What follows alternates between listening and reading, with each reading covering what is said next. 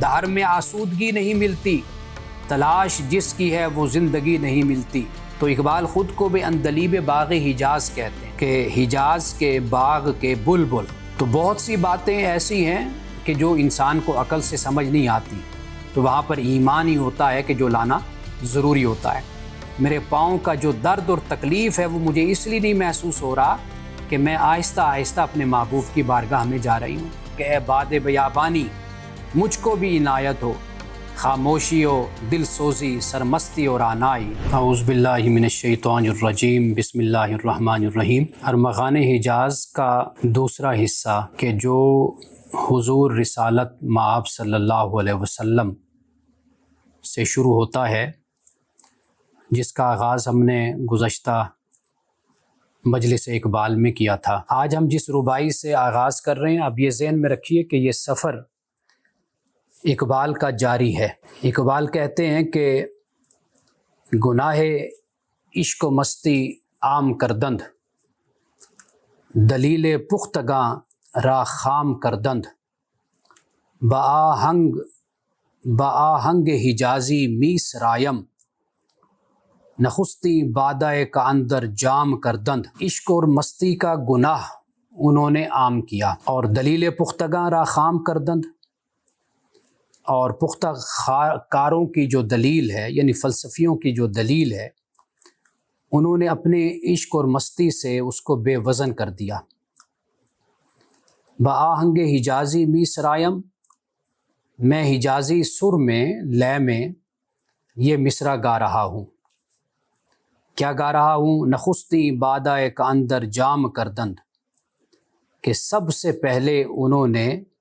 شراب پیالے میں ڈالی۔ اب یہ جو آخری مصرع ہے، یہ عراقی فخر الدین ابراہیم کا یہ مصرع ہے۔ فخر الدین ابراہیم عراقی، یہ حضرت بہاء الدین نقشبند ان کے یہ مرید ہو گئے تھے، ملتان آئے تو وہاں پر ان کے مرید ہوئے۔ یہ کیف و مستی کی حالت میں رہتے تھے، عشق اور مستی میں، اور ان کا کلام بھی ایسا ہی ہے کہ اس میں اسی عشق کی اور مستی کی اور جذب کی اور وجدان کی اور کیفیت کی جو عکاسی ہے وہ اپنے کلام میں یہ کرتے ہیں۔ اور یہ جو اقبال نے آخری مصرع لیا ہے، ان کی ایک غزل ہے، اس کے 2 اشعار میں آپ کو سناتا ہوں کہ جس میں یہ مصرع بھی موجود ہے کہ نخستی بادہ کا اندر جام کردند، ز چشم مست ساقی وام کردند، کہ جو پہلی میں شراب جام میں ڈالی گئی تھی وہ ساقی کی مست آنکھوں سے ادھار لی گئی تھی۔ اب اس میں جو صوفی شعراء ہیں وہ جب اس طرح کے الفاظ استعمال کرتے ہیں تو یہ مجازی معنی میں استعمال نہیں کرتے، لیکن چونکہ ہم مجاز کو سمجھتے ہیں تو اس لیے مجازی الفاظ کا استعمال کیا جاتا ہے۔ یعنی جو انسان ہیں، چونکہ وہ حواس کے قائل ہوتے ہیں، حواس کے ذریعے سے کسی بات کو سمجھنا ان کے لیے آسان ہوتا ہے۔ جیسے مثال کے طور پر زلفوں کا ذکر ہوتا ہے، اور آنکھوں کا ذکر ہوتا ہے، لبوں کا ذکر ہوتا ہے، ہونٹوں کا، اسی طرح ہاتھوں کا، انگلیوں کا۔ تو یہ جو بھی بیان کیا جاتا ہے تو صوفیہ ان کو اپنی اصطلاح میں استعمال کرتے ہیں، ان کی اپنی ٹرمینالوجی ہوتی ہے۔ تو ہم تو اگر یہ لفظ ظاہراً استعمال کریں گے تو ہم پریشان بھی ہو جاتے ہیں اور حیران بھی ہوتے ہیں کہ یہ جو لفظ استعمال کیا گیا، مثال کے طور پر جیسے بادہ، شراب استعمال کی گئی، اور اس سے مراد وہ شراب حقیقی مراد لیتے ہیں، یعنی خدا کی طرف سے جو پیغام ہے، جو میسیج ہے، خدا کی طرف سے جو محبت ہے اور عشق ہے جو بندوں کو عطا کی گئی ہے، تڑپتا دھڑکتا دل جو دیا گیا، جس میں محبت ہوتی ہے، جس میں عشق ہوتا ہے، درد ہوتا ہے، جذب ہوتا ہے، کیف ہوتا ہے، اور جس میں غم ہوتا ہے۔ تو یہ صوفیاء جو ہمارے ہیں شعراء، وہ ان الفاظ کو اس طرح استعمال کرتے ہیں۔ چشم مست ساقی، اس سے مراد یہ ہے کہ اس دنیا میں، کائنات میں خدا نے اپنے حسن کو پھیلایا ہوا ہے، اور اس نے ایسی اپنی مخلوق میں ایسی نعمتیں اس نے تخلیق کی ہیں کہ جب انسان ان کو دیکھتا ہے تو انسان پر ایک کیفیت طاری ہو جاتی ہے۔ اور چشم مست ساقی یہی ہے کہ اللہ سبحانہ و تعالیٰ کی ذات، کہ اس کا حسن، اس کا جمال جو اس کائنات میں پھیلا ہوا ہے۔ رسول اللہ صلی اللہ علیہ وسلم نے فرمایا کہ اللہ جمیل یحب الجمال، اللہ خوبصورت ہے اور خوبصورتی کو اللہ تعالیٰ پسند فرماتا ہے۔ تو اس کائنات میں سارا حسن اللہ کا ہے۔ تو یہی خدا ہے کہ جو، جیسے میں توحید کا لفظ یعنی توحید کی شراب، یہ اقبال نے بھی اپنے کلام میں استعمال کیا ہے۔ تو یہ صوفیاء کے ہاں، شعراء کے ہاں یہ الفاظ اس طرح مجازی معنی میں یا استعارے میں ان کو استعمال کیا جاتا ہے۔ تو پہلے شعر میں عراقی کہتے ہیں کہ جو پہلی شراب جو جام میں ڈالی گئی تھی وہ ساقی کی مست آنکھوں سے ادھار لی گئی تھی، چو خود کردند راز یا سر خویشتن فاش، عراقی را چرا بدنام کردند، کہ جب خود ہی اپنا راز فاش کر دیا تو پھر عراقی کو کیوں بدنام کر دیا۔ مطلب یہ ہے کہ اگر عراقی اس حسن میں اور اس جمال میں مست ہو گیا اور دیوانہ بن گیا تو انہوں نے تو خود اپنے راز کو فاش کر دیا، تو اس میں عراقی کا بھلا کیا قصور ہے؟ یعنی عراقی کا جتنا ظرف تھا، جتنا اس کا برتن تھا، تو اس نے اتنا اپنے آپ کو سیراب کیا، اور جس کی وجہ سے اگر وہ کچھ ایسی باتیں یا کچھ ایسی حرکتیں کر بیٹھا کہ جس سے راز فاش ہو گیا، یا حسن حقیقی یا حسن ابدی ظاہر ہوا اس کی مستی سے یا اس کے کیف سے، تو اس میں بھلا عراقی کا کیا قصور ہوا؟ تو اب اقبال نے نخستی بادہ کا اندر جام کردن، یہ اپنی ربائی کا آخری مصرع یہاں سے عراقی سے لیا ہے۔ یعنی عاشقوں کے مسلک نے فلسفیوں کے مسلک کو باطل کر دیا، اس لیے میں نے حجازی لہجے بانداز عراقی، یعنی فخر الدین ابراہیم عراقی کہ یہ جو غزل ہے یہ گاتے ہوئے میں دیار حبیب کی طرف جا رہا ہوں، یہ گاتے ہوئے میں رسول اللہ صلی اللہ علیہ وسلم کی بارگاہ میں جا رہا ہوں۔ اب یہ جو آہنگ حجازی ہے، یعنی حجازی لے، حجازی سر، اقبال اس کو بھی کئی اور مقام پر بھی بیان کرتے ہیں، جیسے شکوہ اقبال کے ایک شورۂ آفاق نظم ہے اور اس کا آخری جو 31واں بند ہے، اس میں اقبال کہتے ہیں کہ یعنی پھر زندہ نئے عہد وفا سے دل ہوں، پھر اسی بادہ دیرینہ کے پیاسے دل ہوں، چاک اس بلبل تنہا کی نوا سے دل ہوں، جاگنے والے اسی بانگ درا سے دل ہوں۔ بانگ درا یعنی یہ جو قافلہ جب رخصت ہوتا ہے تو رخصت ہونے کے وقت وہ گھنٹے کی آواز آتی، جرس کی آواز، تاکہ جو مسافر ہیں وہ جاگ جائیں، غفلت سے بیدار ہو جائیں کہ بھئی اب قافلہ جانے لگا ہے، تو مسافر تیار ہو جائیں، ایکٹیو ہو جائیں، بیدار ہو جائیں۔ تو وہ جو بانگ درا ہے تو اس سے مراد وہی ہے کہ قافلہ کے رخصت ہونے کے وقت جو گھنٹہ بجایا جاتا ہے، جسے ساربان ہم کہتے ہیں، کہ وہ گھنٹی یا گھنٹہ کہہ لیجیے وہ بجاتا ہے، جرس بجاتا ہے۔ تو اقبال کہتے ہیں کہ چاک اس بلبل تنہا کی نوا سے دل ہوں، جاگنے والے اسی بانگ درا سے دل ہوں، عجمی خم ہے تو کیا میں تو حجازی ہے میری، نغمہ ہندی ہے تو کیا لے تو حجازی ہے میری، عجمی خم ہے تو کیا، یعنی مطلب یہ کہ غیر عرب ہوں تو کیا ہوا، لیکن میری جو شاعری ہے وہ تو اسلامی رنگ میں ہے نا، اور نغمہ ہندی ہے تو کیا، یعنی اگر میری زبان ہندی ہے، فارسی ہے، یعنی عربی نہیں ہے تو کیا ہوا، لے تو حجازی ہے میری، لیکن جو میری لے ہے، میری آہنگ ہے، میری سر ہے، وہ تو حجازی ہے نا، اس کے اندر جو بھی ہے، جان ہے، اس کے اندر روح ہے، وہ تو حجازی ہے۔ اور اسی طرح ایک اور مقام پر اقبال یہ کہتے ہیں کہ مجھے فرشتے رسول اللہ صلی اللہ علیہ وسلم کی بارگاہ میں لے گئے تو آپ نے پھر مجھے یہ فرمایا، کہا حضور نے اے ان دلیب باغ حجاز، کلی کلی ہے تیری گرمی نوا سے گداز۔ اب حضور علیہ الصلوۃ والتسلیم کی زبان سے اقبال کیا کہتے ہیں کہ آپ نے کیا فرمایا، اے ان دلیب باغ حجاز، کہ اے حجاز کے باغ کے بلبل، تیری جو نوا ہے، اس میں جو جوش ہے، اس سے تو کلی میں کلی کلی ہے تیری گرمی نوا سے گداز،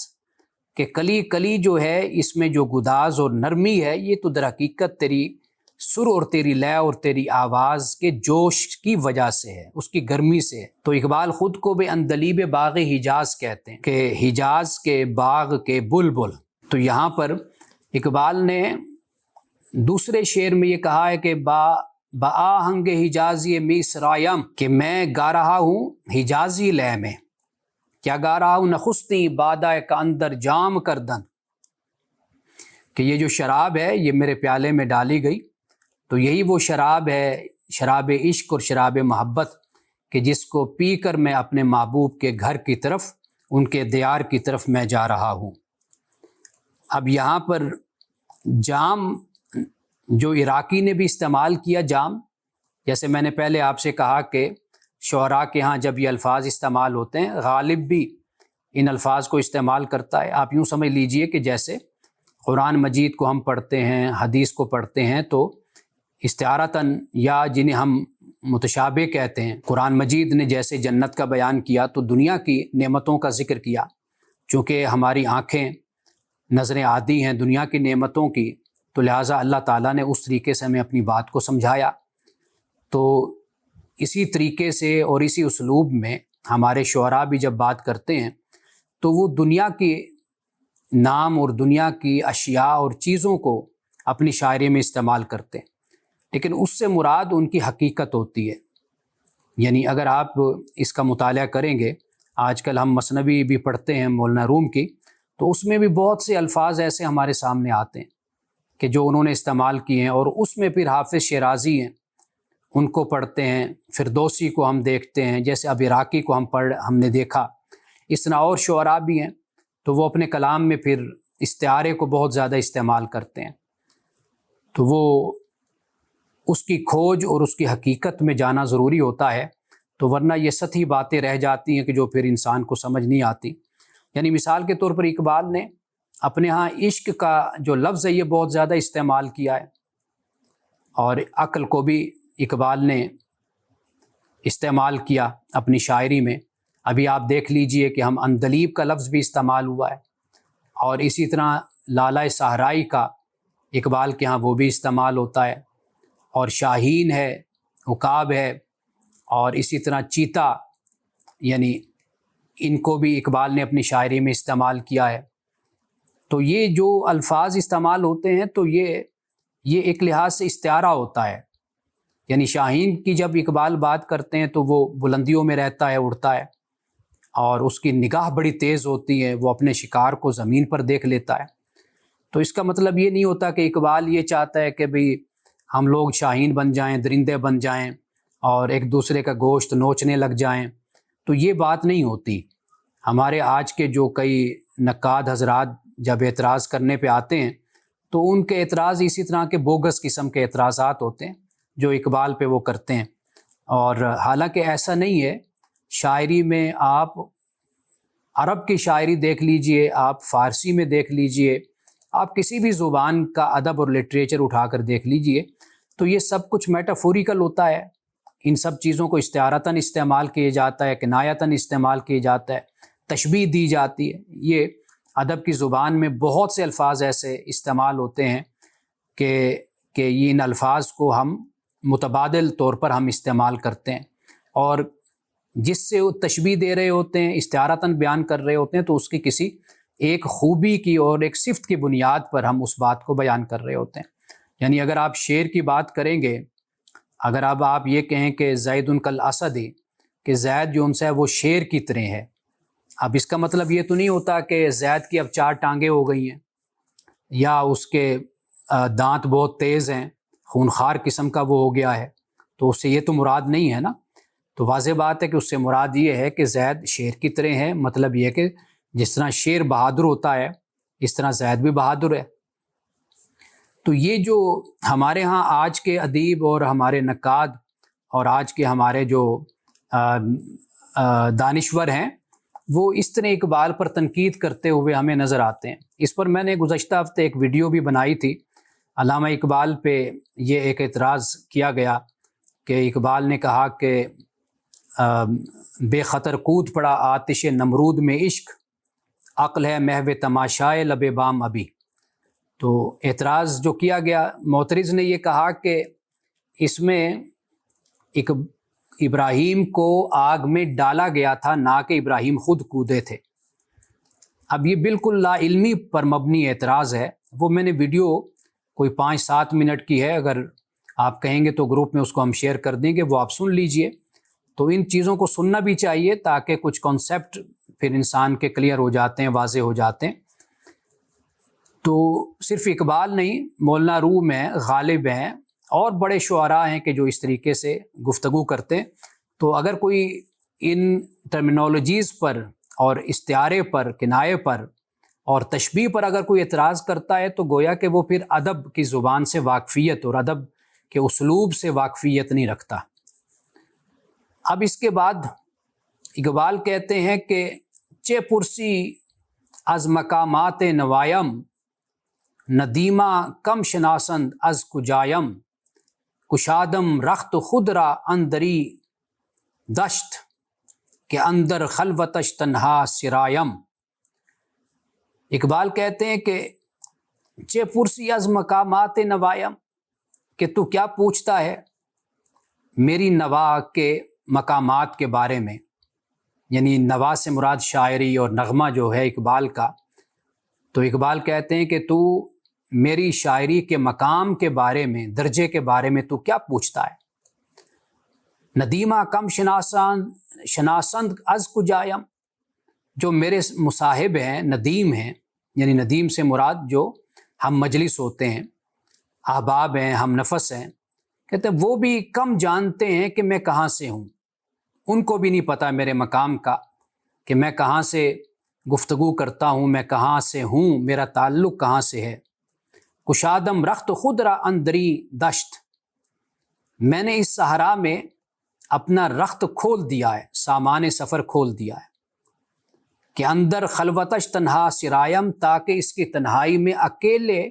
نغمہ سرائی کروں، یہاں اس کی تنہائی میں بیٹھ کر میں اکیلے گاؤں، اکیلے تعریف کروں، اکیلے نعتیں پڑھوں، اکیلے ثنا خوان بنوں۔ میں اس لیے اس صحرا میں نے آ کر اپنا رخت، اپنا سامان سفر کھول دیا ہے۔ اب یہ جو نوا کا لفظ اقبال نے استعمال کیا ہے، تو یہ اقبال کے ہاں صرف شاعری نہیں ہے، یہ وہ درد ہے جو محبت رسول سے پھوٹتا ہے۔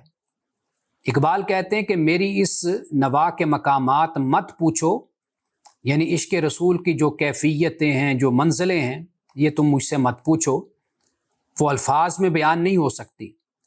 یہ وہ مقام ہے، یہ وہ مقامات ہیں جہاں عقل کی رسائی نہیں، صرف دل کی آنکھ دیکھ سکتی ہے، عقل کو یہاں پر رسائی نہیں ہے۔ اب عقل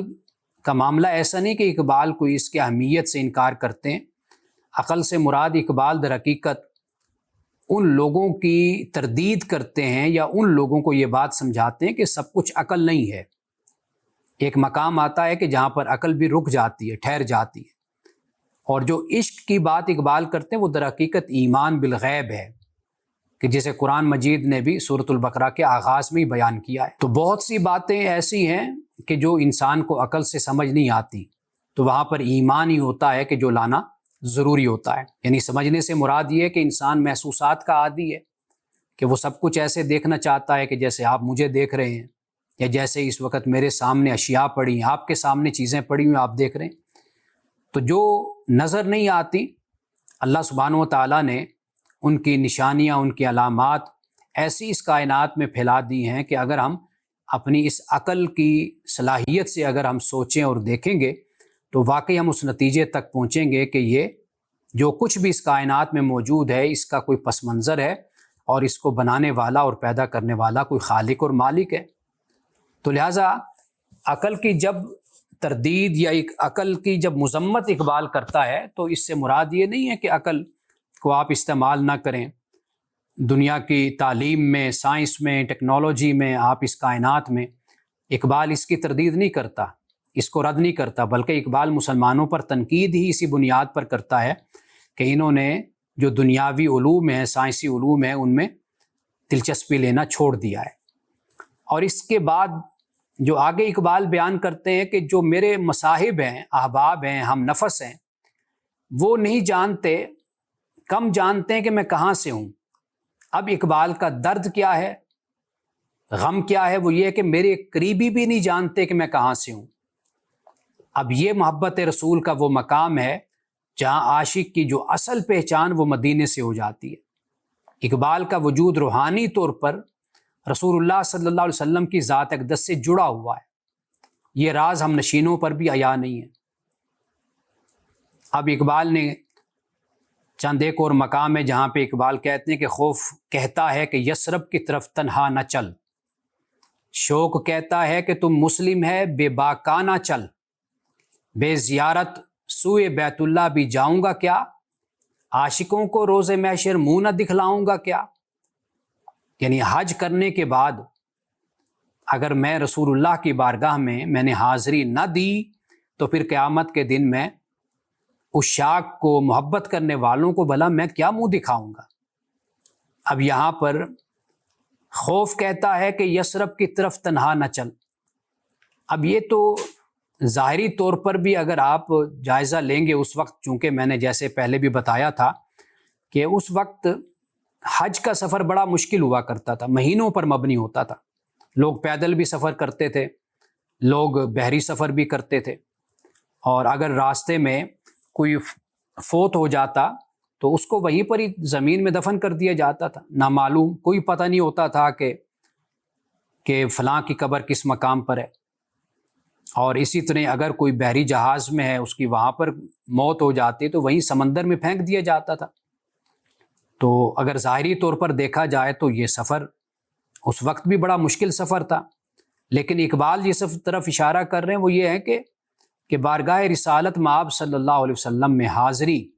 اور حجاز کا جو سفر ہے یا مدینے کا سفر ہے، تو یہ ایک گناہ گار بندہ کس منہ سے بارگاہ رسالت میں یا بارگاہ خداوندی میں حاضری دے گا۔ تو اقبال اپنی اس شرمندگی کے ساتھ اس بات کو بیان کرتے ہیں۔ ایک اور جگہ پر کہتے ہیں کہ خوف جہاں رکھتا نہیں کچھ دشت پیمائے حجاز،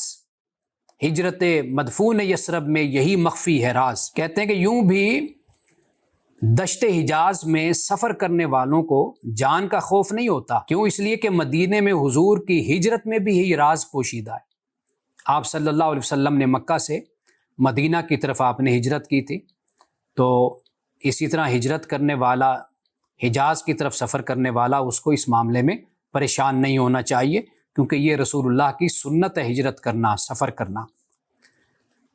اب اقبال نے یہاں پر دشت کا لفظ بھی استعمال کیا ہے۔ اب یہ صحرا کیا ہے، بیاباں کیا ہے، اور بیاباں کے بارے میں بھی اقبال کہتے ہیں کہ اے باد بیابانی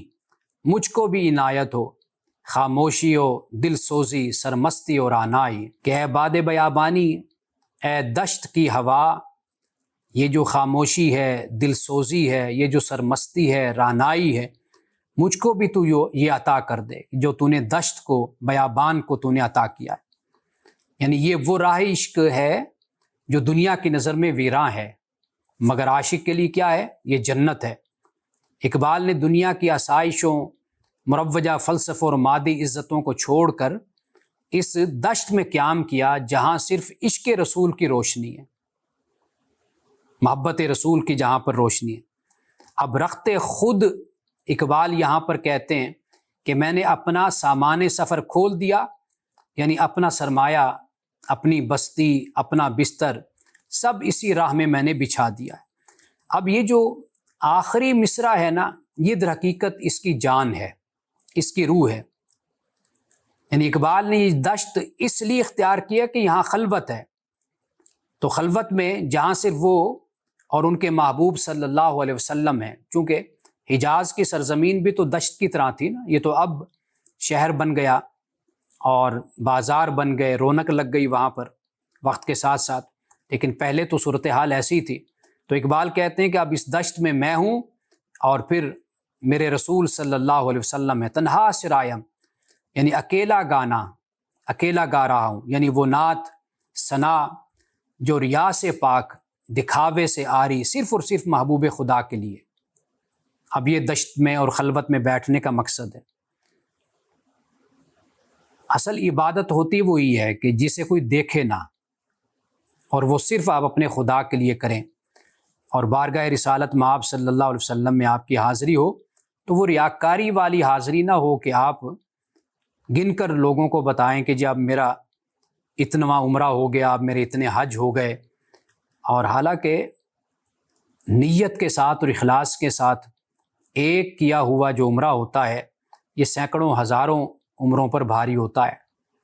صرف اخلاص اور محبت کے ساتھ۔ تو اقبال کہتے ہیں کہ میں نے حضور صلی اللہ علیہ وسلم کی محبت میں اپنے وطن کو چھوڑ دیا، اور اب وادی حجاز میں رسول اللہ کی محبت کے گیت میں تنہا گاتا پھر رہا ہوں۔ اب اس کے بعد اس سے آگے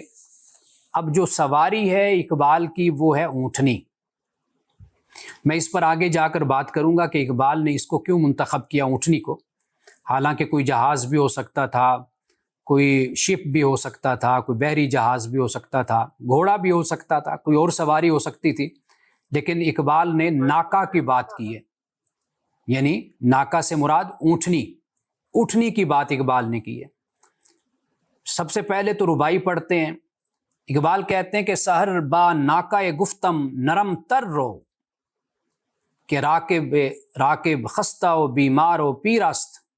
قدم مستانہ زد چنداں کے گوئی، بپایش ریگ ای صحرا حریرست۔ اقبال کہتے ہیں کہ صبح کے وقت، اب آپ ذرا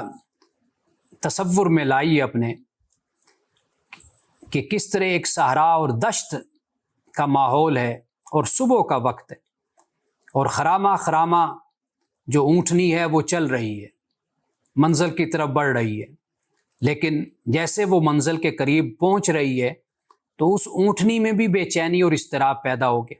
اب وہ تیز تیز دوڑ رہی، یعنی اس کو بھی یہ ہوش ہے، اس کو بھی شعور ہے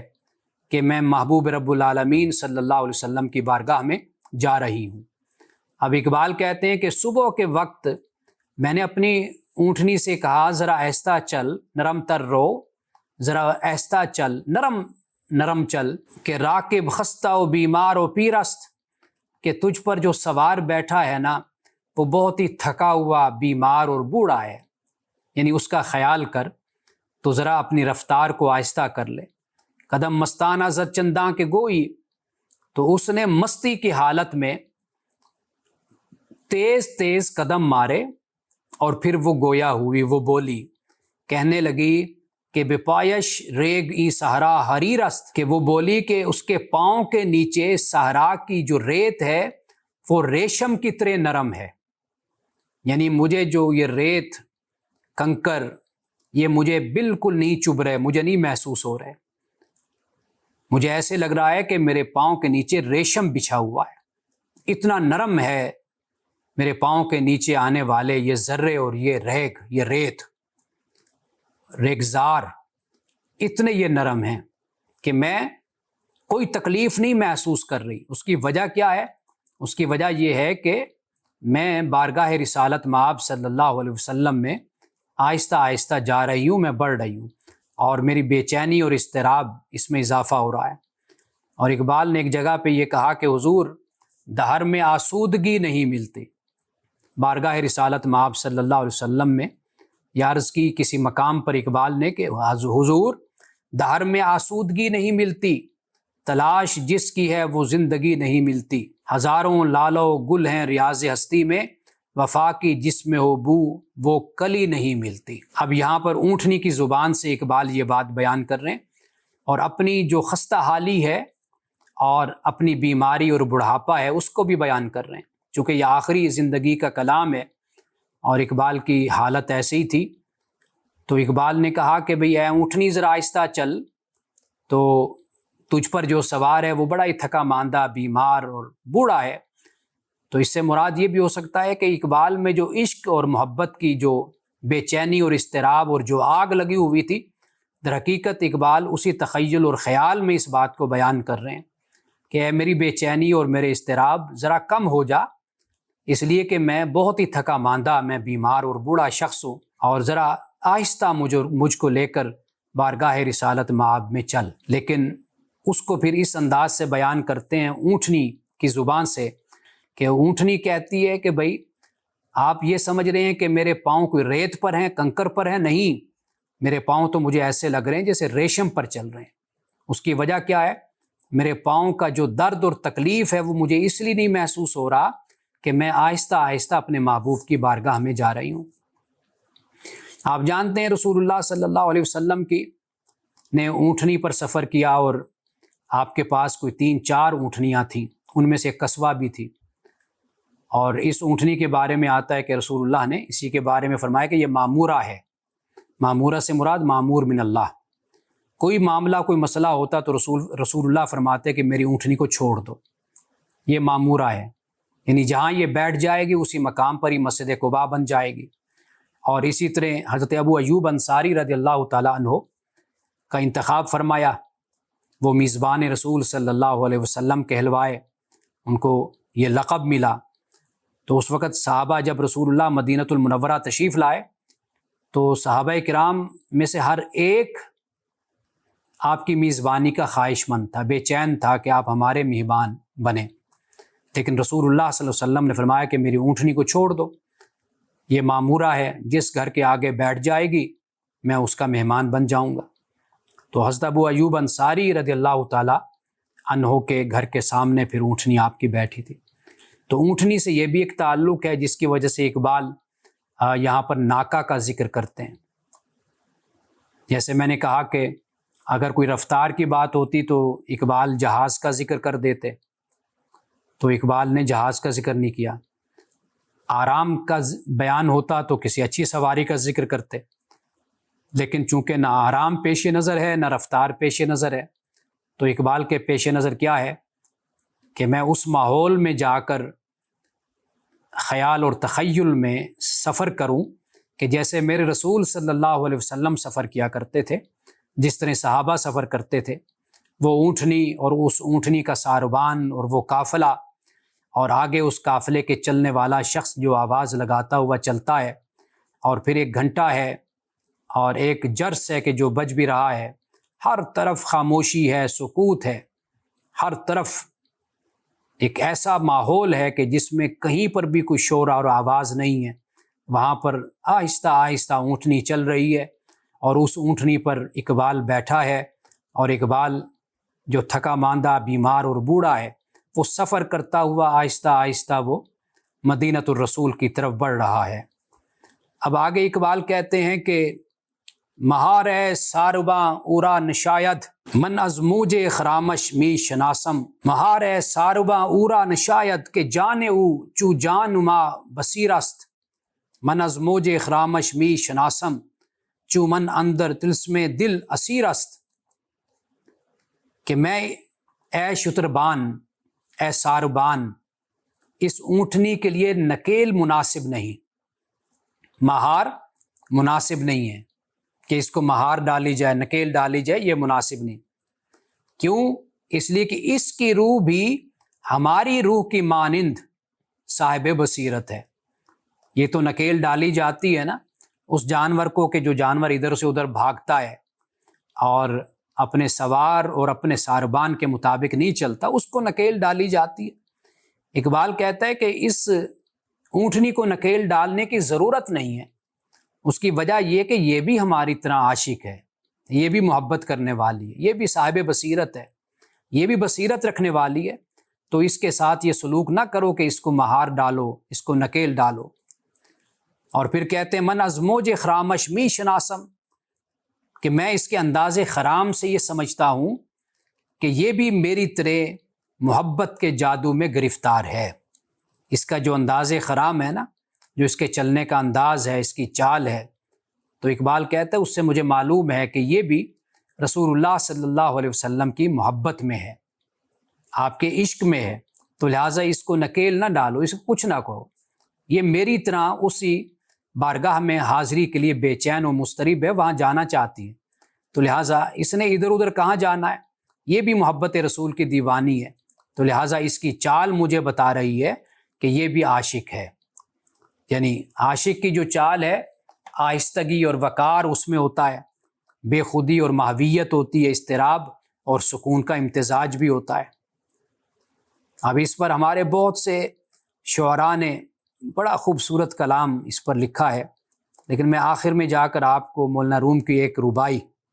اور بلکہ ربائی کہیے کہ اس میں ایک بہت ہی سبق آموز اور بہت ہی کمال کی بات انہوں نے اس میں بیان کی ہے۔ اب یہ آج کی آخری ہماری ربائی ہے۔ اقبال کہتے ہیں کہ نم اشک است در چشم سیاہش، دلم سوزد ز آہ صبحگاہش، ہما میں کو ضمیرم را برفروخت، پیاپے ریزد از موج نگاہش۔ اقبال کہتا ہے کہ ابھی جو اونٹنی کا ذکر ہوا کہ اس کو نکیل نہ ڈالو، مہار نہ ڈالو اس کو، اس لیے کہ یہ بھی ہماری طرح عاشق ہے، صاحب بصیرت ہے۔ اب آگے کہتے ہیں کہ نم اشک است در چشم سیاہش، کہ اس کی سیاہ آنکھوں میں آنسوؤں کی نمی ہے، اس اونٹنی کی سیاہ آنکھوں میں آنسوؤں کی نمی ہے، یعنی آنسو اشک ہیں اس کی آنکھوں میں۔ دلم سوزد ز آہ صبحگاہش، اس کی آہ صبح گاہی سے میرا دل جل اٹھتا ہے، یعنی صبح کے وقت یہ بھی عاشقوں کی طرح تڑپتی ہے، بے چین ہوتی ہے، اور میرا دل جب اس کی آہ کو سنتا ہے کہ جو سحرگاہ جو صبح کا وقت ہے، اس وقت جب اس کی آہا ہوتی ہے، یہ بھی عاشقوں کی اتنی تڑپتی اور بے چین ہوتی ہے، تو میرا دل جل اٹھتا ہے۔ اور کہتے ہیں کہ ہما میں کو ضمیرم را بر فروخت، کہ محبت کی وہی شراب جس نے میرے ضمیر کو روشن کیا، پیا پہ ریزد از موج نگاہش، اس کی موج نگاہ سے مسلسل ٹپک رہی ہے، یعنی وہ شراب جس نے، شراب عشق اور محبت نے میرے ضمیر کو روشن کیا ہے، میں وہی شراب اس کی آنکھوں سے ٹپکتا ہوا دیکھتا ہوں۔ اب یہ اونٹنی کا ذکر کیوں، جیسے میں نے پہلے آپ سے کہا، اب آئیے ذرا اس پر ہم روشنی ڈالتے ہیں کہ اقبال نے اونٹنی کا ذکر کیوں کیا ہے۔ ایک تو عرب کی تہذیب اور سیرت نبوی صلی اللہ علیہ وسلم کا ایک علامتی ربط اور تعلق بن جاتا ہے، یعنی عرب کی تہذیب میں بھی اونٹنی کا بڑا کردار ہے، اور اس کو صحرائی، اس کو جہاز کہا جاتا ہے کہ یہ لمبے سفر اونٹنی کرتی، اونٹ کرتا ہے، ایک تو تہذیبی حوالے سے، اور پھر رسول اللہ صلی اللہ علیہ وسلم کی یعنی سیرت نبوی میں ہمیں اس کا بیان ملتا ہے۔ عرب معاشرت کی سب سے معتبر سواری تھی، اور رسول اللہ صلی اللہ علیہ وسلم کی سیرت کا بڑا حصہ بھی اسی ماحول میں گزرا۔ یعنی اب اقبال جب اس منظر کو بیان کرتا ہے تو یہ منظر بالکل نبوی دور سے جڑا ہوا ہے، یعنی قاری فوراً عرب بدوی فضا میں چلا جائے اور تاریخ اور روحانیت ایک ہو جائے، یعنی تاریخ، ہسٹری بھی اور اسپرچویلٹی بھی، دونوں اقبال ایک ہی وقت میں دونوں کو بیان کر رہے ہیں۔ یعنی جو پڑھنے والا ہے اقبال کی شاعری کو، وہ فوراً اس عرب کی جو بدوی فضا ہے اس ماحول میں، دیہاتی ماحول میں چلا جائے، تاریخ بھی ساتھ اور اس کے ساتھ ساتھ روحانیت بھی۔ اور پھر یہ کہ یہ سفر عشق کی علامت بھی ہے، اور اقبال کے ہاں یہ بات خاص طور پر اہم ہے کہ عشق رسول کوئی لمحاتی جذبہ نہیں، بلکہ یہ مسلسل ایک سفر ہے، اور اونٹنی اس مسلسل چلنے والے عشق کی ایک علامت ہے۔ اقبال اس طرح اس کو بیان کرتا ہے۔ اور اونٹنی ضبط اور استقامت کی علامت بھی ہے، یعنی طویل سفر برداشت کرتی ہے، کم پانی پر چلتی ہے، صحرائی سختیوں میں بھی نہیں رکتی۔ تو اقبال کیا کہتے ہیں کہ مومن بھی ایسا ہونا چاہیے، عاشق جو اپنے آپ کو کہتا ہے محب، وہ بھی ایسا ہونا چاہیے، یعنی حالات سے نہ ٹوٹے،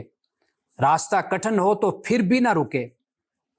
اور مقصد رسالت کی طرف بڑھتا رہے۔ اور پھر اس میں محبت رسول کا ایک ادب اور ایک تعلق بھی ہے۔ اب اقبال کوئی اور سواری نہیں لیتے، کوئی تیز رفتار جیسے میں نے بتایا، یا کوئی آرام دہ سواری، بلکہ اونٹنی کا انتخاب کرتے ہیں۔ اور یہ ادب نبوی کی علامت ہے کہ تصور و تخیل بھی سنتی فضا میں ہو، یعنی سنت کے ماحول میں یہ تصور اور تخیل ہو۔ اقبال اس طریقے سے اونٹنی پر سفر کرتے ہوئے ہمیں نظر آتے ہیں، اور یہ روحانی معراج کا استعارہ بھی ہے، یعنی روح کے سفر کا ایک استعارہ۔ اب آئیے آخر میں جو میں نے مولانا روم کی آپ کو ایک کہا کہ چند اشعار ہیں، بڑے خوبصورت ہیں، اور اس میں بھی وہی بات پائی جاتی ہے جو میں نے شروع میں آپ سے کہی کہ شعراء ہمیشہ استعارے میں بات کرتے ہیں، استعاراتی اسلوب ہوتا ہے ان کا، تو اس سے حقیقت نہیں سمجھ لینی چاہیے، یعنی جو لفظ وہ استعمال کر رہے ہیں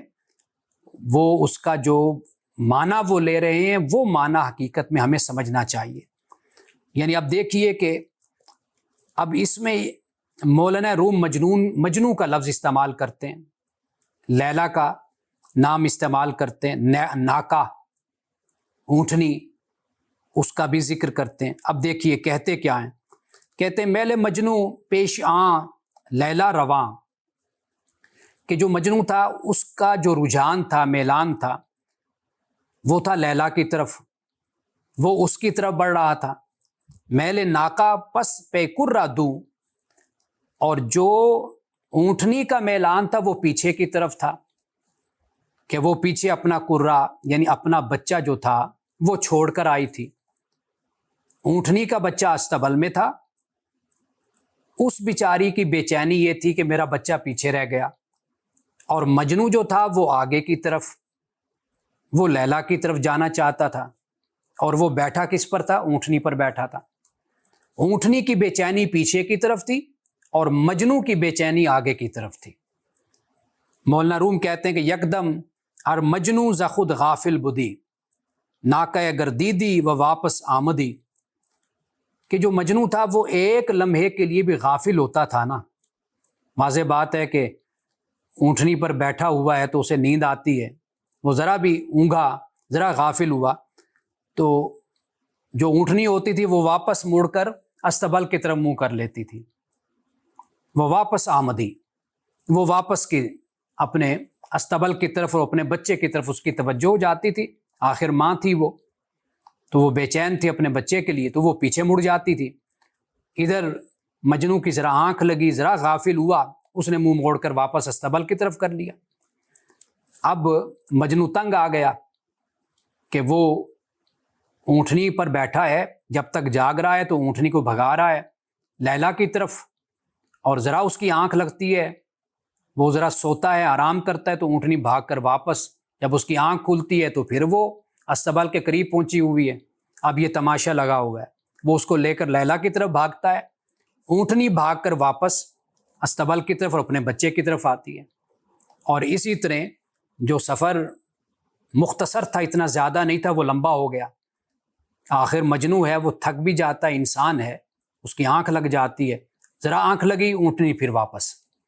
اور جب آنکھ کھلی پھر اس نے اونٹنی کو لیا پھر آگے کی طرف۔ اب یہ ایک کھیل شروع ہے۔ آخر میں مجنوں کیا کہتا ہے؟ کہتا ہے گفت اے ناکا چو ہر دو عاشقیں، کہ ناکا کہ ہم دونوں ہم عاشق ہیں، محبت کرنے والے ہیں، تو مادو ضد بس ہمرا نالائقیم، کہ ہم دونوں ایک دوسرے کی ضد ہیں اور ہم ایک دوسرے کے لیے نہیں ہیں،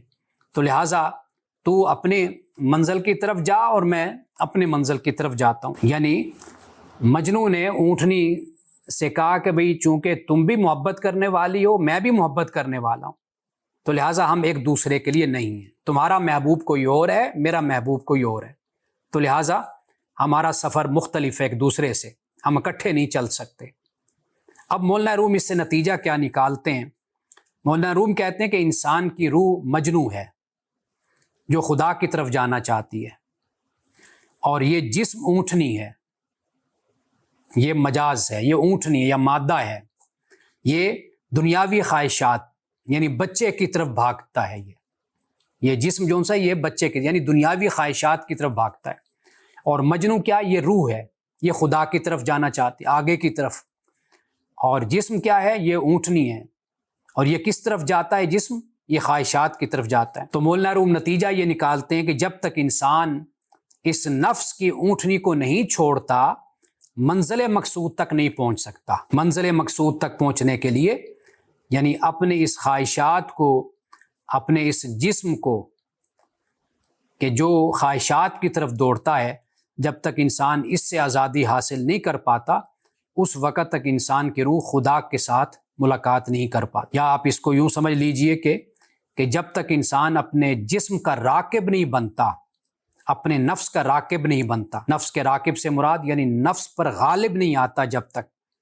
تو اس وقت تک انسان پھر دنیا کی طرف ہی بھاگتا رہتا ہے. یعنی روح انسان کی راکب بن جائے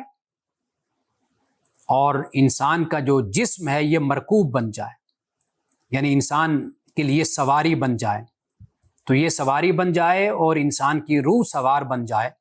پھر تو یہ سفر خدا کی طرف ہوتا ہے. لیکن اگر انسان اپنے نفس کو اپنے اوپر غالب کر لے،